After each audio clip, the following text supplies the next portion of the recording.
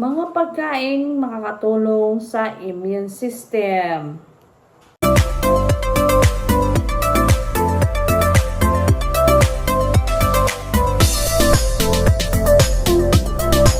Hey!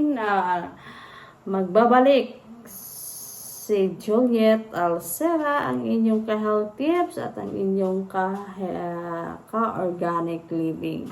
So guys, meron ako nitong isang ipapaliwanag, isang video. Gagawa ko ng video upang para dun sa mga night shift, dun sa mga taong may trabaho sa gabi, no? Ito po ay para sa inyo. Mga pagkain makakatulong sa immune system, no? Subukang isama sa pagkain, malunggay at iba pang berdeng gulay, no? Guys, napakahalaga nito sa inyong katawan, mga green leafy, mga malunggay at iba pang berdeng gulay. Bawang bilang pampalasa, sardinas o iba pang isda 2 to 3 beses bawat linggo. Ayan, napakahalaga nito sa inyo, no?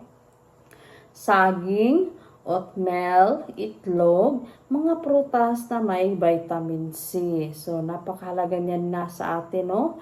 Mas mahalaga ang balanced diet kaysa sa pag-asa sa supplement lang, no? Mas mainam pa rin yung organic, no? Organic pa rin para mas marami kayong vitamins na nakakain o naiinom. Night shift immune protection checklist. Guys, narito, night shift immune protection checklist. Matulog ng 7 to 9 oras sa madilim at tahimik na kwarto.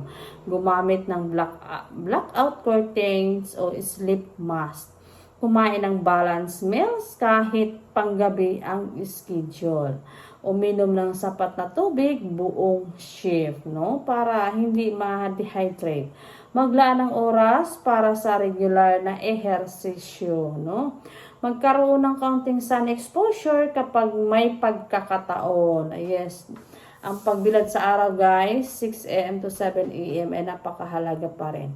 Uminom lamang ng vitamin D, zinc, magnesium o iba pang supplements kung inirekomenda ng doktor o may kumpirmadong kakulangan. Tandaan, para sa mga night shift workers, ang pinakamabisang paraan para sa mapanatiling malakas ang immune system ay sapat na tulog, no? Sapat na tulog talaga.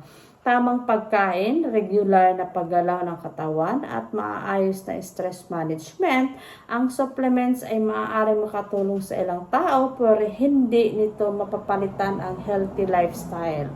Yes, yung healthy lifestyle yung kumain ng talaga kayo ng mga organic, mga gulay, prutas, isda, ayan, napakahalaga, mga berdeng gulay, malunggay, kangkong, spinach, yan, mahalaga yan sa ating kalusugan.